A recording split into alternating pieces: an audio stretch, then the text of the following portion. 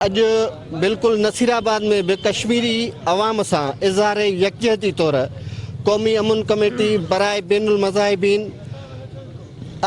अमीन Rashidi group पारा rally कढ़ी वही है, जैमें मोदी सरकार की मकबूजा कश्मीर में कल ज़्यादतुनि खिलाफ़ सख्त नारेबाजी कंदे मुतालबो किया वियो है त मकबूजा कश्मीर में भारतीय जारियत ख़त्म कई वने।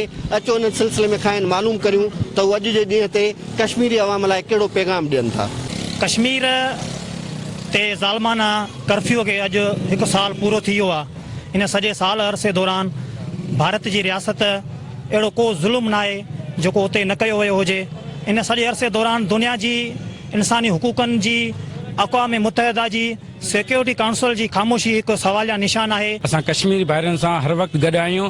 अॼु मोदी जी रियासती दहशतगर्दी के मुकम्मल एक साल गुज़री चुको आहे। कश्मीर अवाम सां जेको ज़ुल्म कयो पियो वञे, असीं आलमी दुनिया के ॿुधाइण था चाहियूं त उन नोटिस वठी फौरी तौर ते कश्मीर की आज़ादी कराई वञे। हकीकत में इहो सिर्फ़ कश्मीर ते ज़ुल्म न आहे, जेकी भी दुनिया में मुसलमान रहन था उन्हनि सभिनि जी दिल आज़ारी थी आहे। असां मुसलमान इहो आवाज़ उथारियूं था पूरी दुनिया में जेके भी ताकतवर आहिनि, ख़ुसूसन पाकिस्तानी हुकूमत के पाकिस्तानी इदारनि के इहो गुज़ारिश था कयूं त बराए मेहरबानी मुसलमाननि जे हक़नि जे लाइ पंहिंजो आवाज़ उथारियो, पंहिंजो कमु ॾेखारियो।